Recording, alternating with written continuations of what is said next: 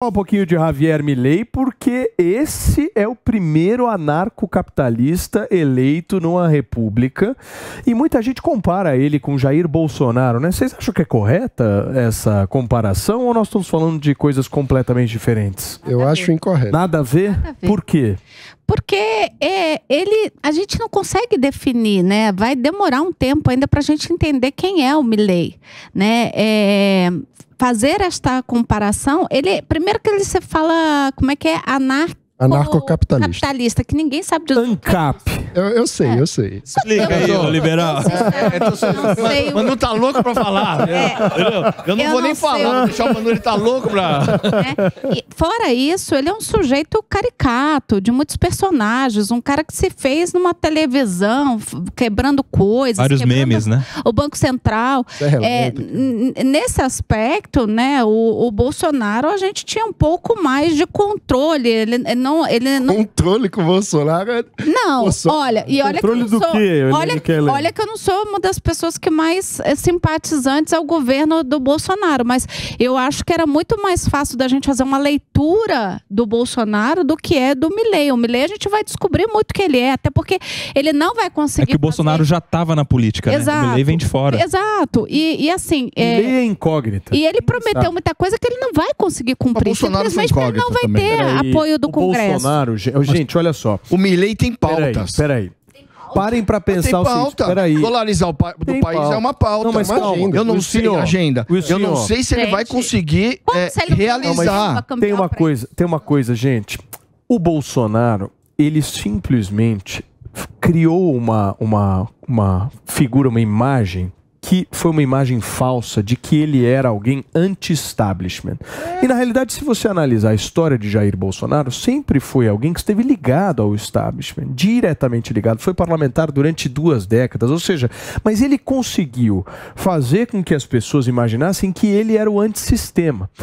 O Milei tem uma diferença, porque o Milei é antissistema, originário. Raiz. Anarquista. Raiz. É o cara antissistema raiz. Então não é o cara que tá, de alguma forma, chegando e falando assim, olha, eu sou o antissistema, mas e meu passado? Não, meu passado é totalmente ligado ao sistema. Ele não. Ele é um antissistema que é raiz, a história dele é baseada nisso, ele é anarcocapitalista por convicção, e você pode discordar ou não das ideias dele, e a gente está aqui justamente para isso. Mas ele é um cara que transmite muita autenticidade de que ele acredita naquilo que ele está falando. Enquanto o Bolsonaro apoiou a Rússia, o Milei apoiou a Ucrânia. Olha a grande diferença de pensamento e valores. Não, mas peraí. Ele apoiou a Rússia.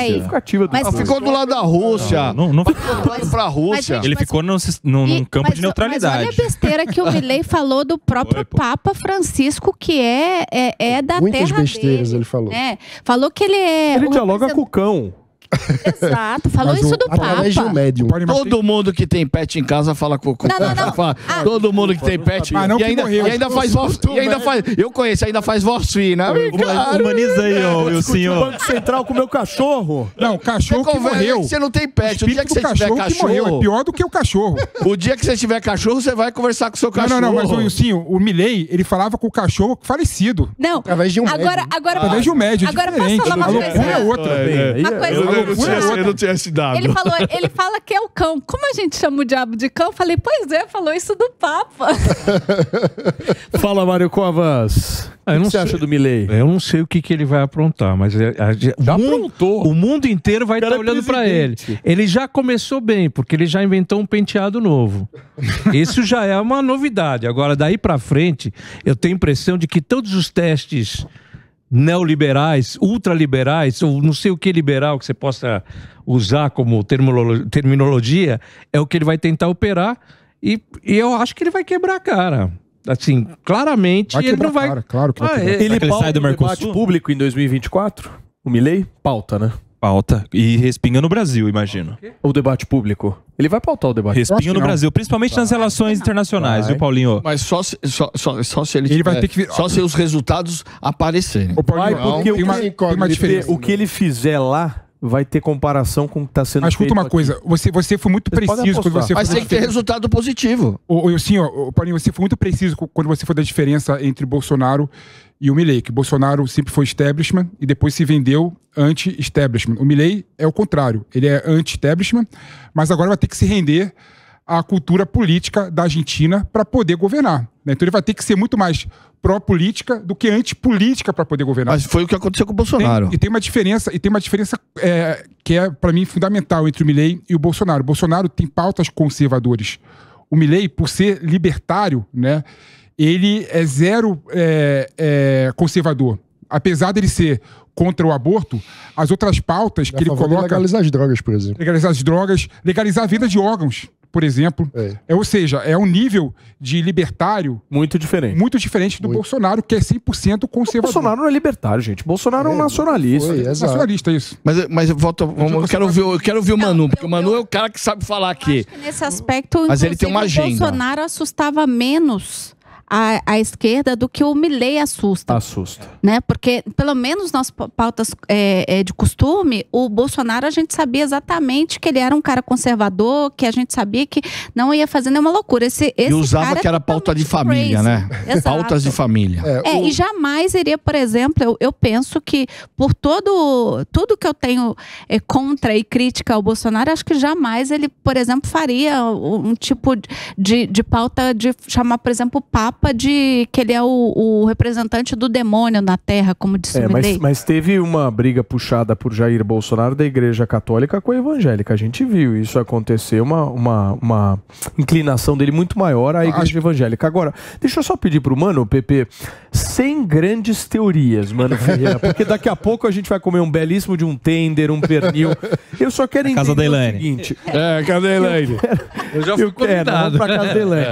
Mas você também. Não, porra, eu só tenho que te falar uma coisa, Cobá. Eu comprei tudo no armazém do campo lá do MST, tudo bem? Não tem problema.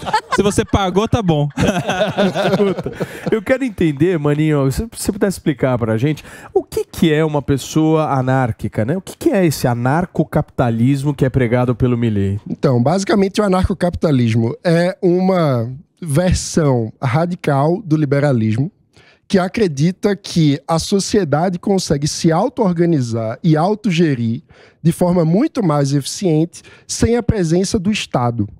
Então, há uma defesa de que funções típicas de Estado sejam substituídas por agências privadas que atuem de acordo com a lógica de mercado a partir de contratos com os cidadãos. Então, uma ideia baseada no livre contrato para que a sociedade consiga se gerir sem que haja um Estado. A primeira questão claro, isso é uma teoria e não uma realidade, né? Um sonho de um mundo onde seja possível viver sem a presença do Estado. Isso nunca foi verificado. Pela primeira vez, temos um anarcocapitalista que se torna presidente, o que, para muitos anarcocapitalistas, já é uma traição. Porque muitos anarcocapitalistas acreditam que a superação do Estado precisa acontecer através de mecanismos de mercado. Ou seja, o verdadeiro revolucionário ANCAP é o empreendedor, aquele que está construindo soluções para os problemas públicos através de atividades na iniciativa privada. Então, ir para a política já é, no meio ANCAP, um grande debate. Então, ele já se coloca, para alguns ANCAPs mais puristas, como um traidor da causa ao entrar no seio do Estado para governar a partir de dentro. Agora, como que essa visão, que parte justamente de uma visão utópica, vai se comportar tendo pela primeira vez um adepto num cargo como presidente da República? Isso é muito difícil de responder, porque... A vice dele é muito polêmica, né? Tem, e aí falas... outra contradição muito grande, porque a vice dele passa pano para a ditadura argentina. Então, como é que você é um anarcocapitalista defensor da liberdade e faz uma coalizão com uma defensora da ditadura? É uma contradição. Ela falou também que não existiu ditadura lá. Não, mas ela falou que só vai resolver o problema da Argentina com uma ditadura, com autoritarismo. O que é uma contradição em termos, né? Como é que você é anarquista e quer uma ditadura? Ter liberdade e ditadura na mesma frase. A tendência, na minha opinião, é esse anarcocapitalista ser cerrado, ser fechado pela oligarquia política da Argentina. A tendência é o Milei ser muito mais político do que antipolítico. Muito mais liberal do que anarcocapitalista e do que... Olha, olha, eu acho, sinceramente, que a gente... vai ser muito curioso para todo mundo esse governo. Primeiro porque é o segundo governo que não é peronista, que a gente tem que esperar ver se vai acabar, porque o único que acabou foi o do Macri, né? Segundo ponto, ele tem um Congresso totalmente contra ele. A maioria... Minoria. Ele é minoria. A maioria não é, a favor do governo dele, né? E você tem aí uma campanha baseada em pautas que vão ter que passar por esse Congresso. A questão da dolarização depende. Se a gente falar da dolarização propriamente dita, como permeia a ciência econômica, né, que a gente estudou, você precisa de uma reserva de câmbio. A Argentina não tem.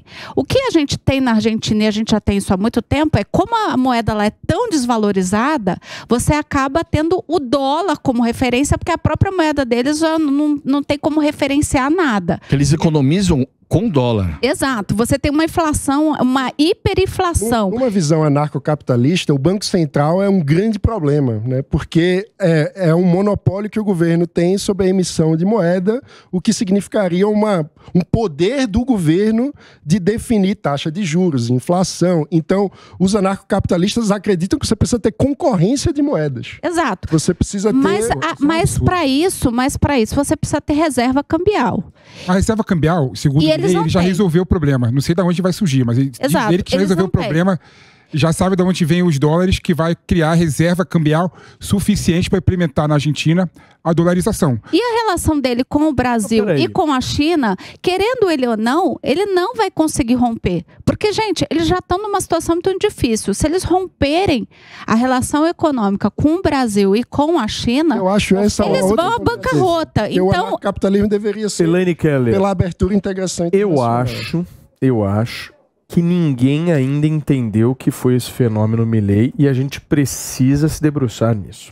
Nós estamos falando aqui de um cara com uma costeleta gigantesca. O apelido dele na imprensa era Wolverine. Que canta rock, que tem uma pauta revolucionária, que mobilizou milhares de jovens. A campanha dele foi marcada pelo engajamento e pela mobilização de jovens. Isso foi uma coisa impressionante.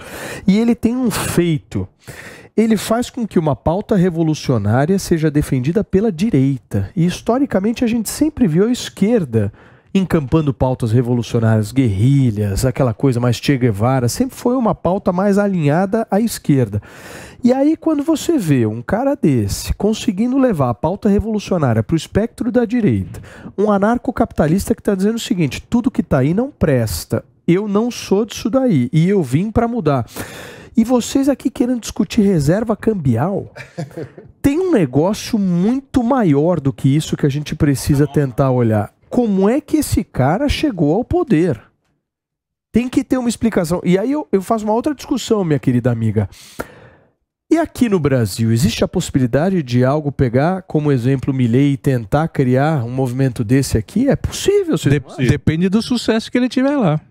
Se é que ele vai ter sucesso. O capitalista existe no Brasil há muitas décadas. Agora, a questão... Nós tivemos um pouco o efeito Bolsonaro aqui, né? No Brasil, a ideia de que, inclusive, nos cartazes, nas manifestações pelo impeachment da Dilma, era comum ver cartazes dizendo menos Marx, mais Mises.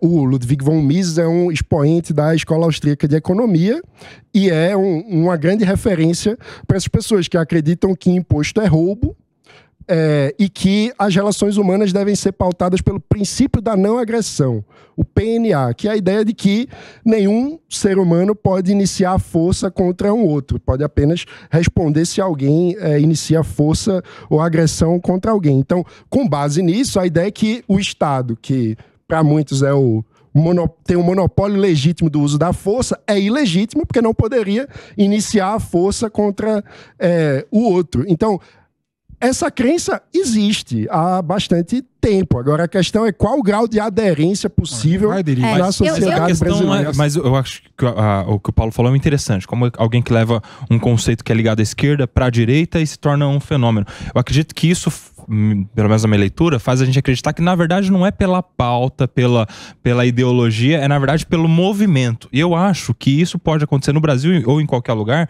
quando alguém que é o improvável começa a ter chances de chegar em algum lugar, independente da ideologia, independente da pauta. E no Brasil, o Bolsonaro foi um improvável que chegou, mas já há algum tempo, já foi presidente, então ele já é um provável. Daqui a pouco vai se abrir um espaço para um novo improvável. A minha dúvida romper essa barreira também, Paulinho. Está acontecendo atrasado na Argentina o que aconteceu no Brasil, ou o que está acontecendo na Argentina é algo absolutamente... Eu acho que é outra diferente. É outra coisa. Absolutamente Eu também diferente. tenho essa percepção. Não, eu só queria voltar nessa questão que você falou, se ele vai ter alguma interferência na eleição de 2024 aqui no Brasil. Eu acho que não, porque ele vai ter... Você fala? O Milei. Eu falei do debate público, não das eleições. Não, eleição eu também não. O Milei não, porque ele vai estar mais preocupado com a Argentina. Com relação ao debate público, eu acho que o que aconteceu, embora politicamente sejam figuras diferentes, Bolsonaro e Milei, o que aconteceu na Argentina, sim, tem uma semelhança com o Brasil que a gente ainda não conseguiu captar, que é o poder da internet. É isso aí. Se você olhar, os dois se elegeram pela internet, por uma juventude que vem aí, né, o novo eleitor que vem aí com um perfil totalmente digital. E que é preciso que os outros partidos, e aqui eu faço uma crítica ao PT, ainda não aprendeu a usar bem essa ferramenta, né? Então não adianta você combater fake news, né? Tentando falar para o público que só ouve você. Porque aquele público que ouve a direita, ele não segue e não vai acompanhar o que você escreveu na rede social da esquerda. É preciso você conseguir mesclar isso, é preciso conseguir começar a furar essas bolhas dentro da internet. O que aconteceu na Argentina já aconteceu aqui no Brasil, que é o que a gente chama de espetacularização do debate público. O debate público ele não é mais baseado em fatos, em evidências. O debate público é baseado no espetáculo. Então você tem a ciência do espetáculo, o que virou justamente as redes sociais. E é reduzido a memes. As redes sociais viraram um espetáculo. E esses memes, essa memetização da política, fez com que o alcance desses políticos fosse barateado, porque no momento em que você publica um meme, que você tem uma aceitação de 200, 300, meio milhão, 1 milhão de pessoas, é muito mais barato do que você mobilizar uma estrutura de campanha, colocar essa campanha na rua para tentar chegar. Ou seja, a comunicação ela mudou completamente. Agora, do ponto de vista de eficiência, o brasileiro e as pessoas vão eleger aquele que mais gritar e não aquele que vai solucionar os problemas? Mas veja bem, olha aqui, se tivesse um segundo turno com figuras diferentes, será que ele ganharia a eleição? Pois é. Essa é a questão. Ele disputou com alguém que estava no governo, um governo que está com inflação nas alturas. com o ministro da Fazenda. Exato, quer dizer, talvez as pessoas falam, eu prefiro arriscar com esse doido do que manter o que está. Exatamente, concordo com você, Zuzinha. Assim, concordo com o que você falou, Elaine, em relação ao instrumental, né? Realmente, o uso das redes sociais é um diferencial para o político se eleger hoje em dia. Agora, em relação à Argentina, o que, na minha opinião, se afasta completamente do que aconteceu com o Brasil e o Bolsonaro, né? É que na Argentina, a Argentina está em crise, já tem anos, décadas em crise, né? E tinha 3 candidatos possíveis. O primeiro candidato era a Patrícia Bullrich, que estava muito ligada ao Macri, né? Que falhou na economia dela, no projeto econômico, o projeto de tirar a Argentina da crise até 2018, né? Deixou uma inflação no Congresso. Deixou uma inflação de 60% quando saiu, não é? E do outro lado tem o peronismo, né? Representado pelo ministro da Fazenda, que é o Massa. A Argentina viu 3 opções. Não, não vou votar no mais do mesmo. Eu vou mudar. Eu prefiro arriscar. No primeiro turno. E votar num desses 2 candidatos. É que nós acreditávamos, como o Massa ficou na frente, criou uma falsa ilusão. Mas no primeiro turno, a direita já ganhou a eleição.